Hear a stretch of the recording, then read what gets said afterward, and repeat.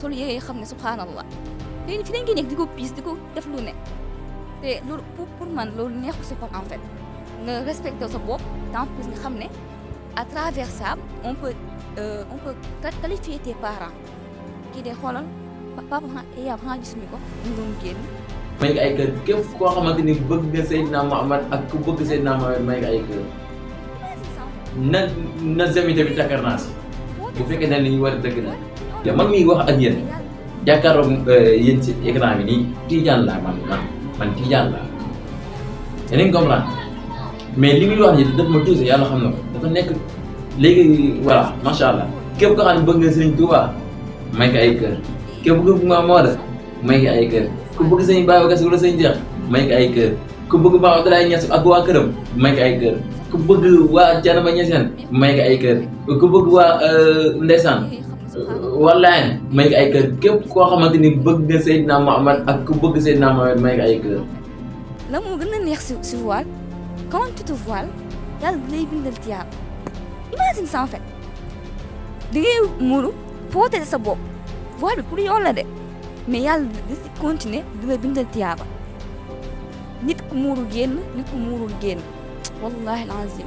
tu auras pas même société mu lay xoolee du bokk imagine nit soo muuroo ni nga war a muuroo accomplir les conditions que le voile mu laajte nga génn soo rombee nit ñi ils vont te dire quoi soxna si ça va yaa ngi si jàmm mais xoolal keneen ki rek sol mini jupe sol yére yi xam ne subhanallah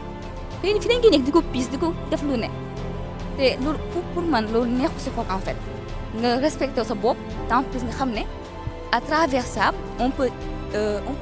qualifier tes parents kii de xoolal papa xanaa gisuñu ko ñu doon génn kii de papa da kaa yar xool lu muy solo xool ko fa yaru day solo macha allah encore le voile n'est pas simplement un tissu que l'on met dans notre tête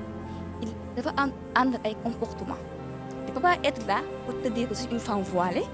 et ngay comportoo yenn yi non non warul la certes nit da ngay muur lépp lu si topp atul leneen la dëgg la mais au moins ce comportement nga essayer qu'à changer tuuti xam ne carrément que une femme voilée une femme non voilée mun ñoo bokk ñu je dis pas que les femmes voilées sont parfaites non non non non nul n'est parfait nul n'est parfait il y a des gens qui pensent ça de kii moom day muuru kon ça veut dire da ngay def yenn ñu ne kon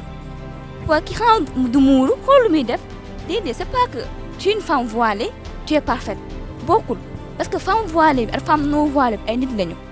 nit ku ne yaakaar naa day juum et aussi il faut toujours rappeler il faut ñu bàyyi suñu xel toujours toute femme voilée n'est pas fortement pieuse mais toute femme pieuse est une femme voilée loolu la c'est aussi simple que ça c'est aussi simple que ça il faut ñu defloo suñu xel l'essentiel c'est ça en fait toute femme voilée n'est pas forcément pieuse de mais toute femme pieuse est forcément par force voilée par force xam naa dañuy tëj foofu rek incha allah maa ngi jégalu nag bu dee wax naa fi mu war a wax leen kii xam naa benn yoon incha allah asalaamaaleykum wa rahmatullahi. bu dee Sénégal 18 millions d'habitants bi ñuy wax 95% de musulmans bi ñuy wax noonu dëgg la may na ma ko ay kër bu doon xool fu mu jëm fu mu bokk non lii yàlla moo ko digle man miy wax ak yéen jàkkaarloog yéen si écran bi nii Tijaan laa man Tijaan laa yéen a ngi comprendre mais li muy wax ni daf ma tuuse yàlla xam na ko dafa nekk léegi voilà macha allah képp koo xam ne bëgg nga Sëriñ Tuubaa may nga ay kër képp ku bëgg Maam Maodo may nga ay kër ku bëgg Sëñ Babacar Si wala Sëñ Jeex may nga ay kër ku bëgg Maam Abdoulaye Niass ak waa këram may nga ay kër ku bëgg waa Thiénaba Niassène may nga ay kër ku bëgg waa ndeysaan wallaahi may nga ay kër képp koo xamante ni bëgg nga Seydina Muhammad ak ku bëgg Seydina Muhammad may nga ay kër na zemi tamit takkar naa si bu fekkee ne li ñu war a dëgg la jërë ngeen jëf merci beaucoup